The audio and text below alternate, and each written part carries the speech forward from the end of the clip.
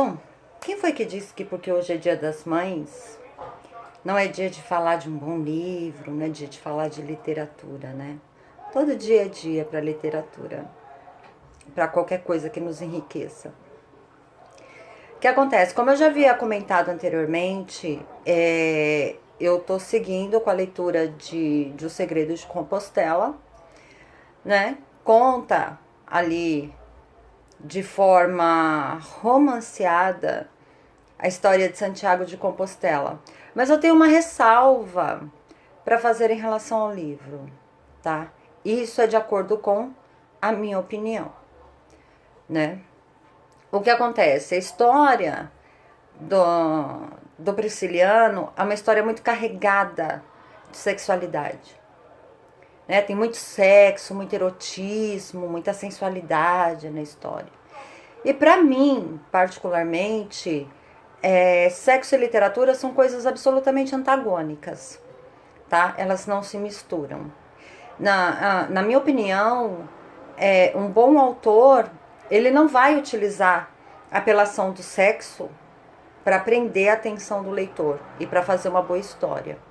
Ao contrário, os melhores livros que eu li, as histórias mais belas, os livros mais incríveis, foram escritos com conteúdo, não com apelação sexual. Isso não significa que o livro O Segredo de Compostela não seja um bom livro. É. E para quem gosta, para quem curte um bom contexto histórico, com um pouco apimentado com essa questão do sexo, tudo, tá bom, tá valendo a pena, tá? Porque é um bom livro, é um livro que vale realmente a pena ler, né? Por conta do crescimento espiritual do personagem, tudo que envolve o personagem, né? Belíssimo, porque eu gosto de histórias épicas. E o livro começa no ano de 349 depois de Cristo. Então tá tendo aí um conflito, né, entre as religiões pagãs, que eram as religiões da época, com o cristianismo, que está começando a crescer nesse tempo, né? Muitas pessoas começaram a adotar o cristianismo porque o imperador da Galícia, que era romano, para quem não sabe, a Galícia está situada na Espanha, mas os imperadores eram romanos. E os imperadores já tinham adotado a religião cristã.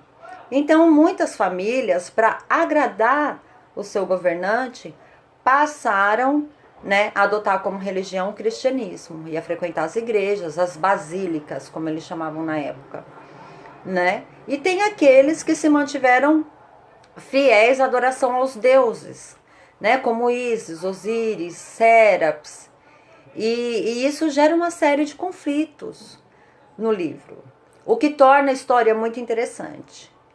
Porém, na minha opinião, com exceção dessa parte tão exacerbada no sexo, né? Aquela coisa de detalhes, que eu acho que realmente é bem desnecessário na história.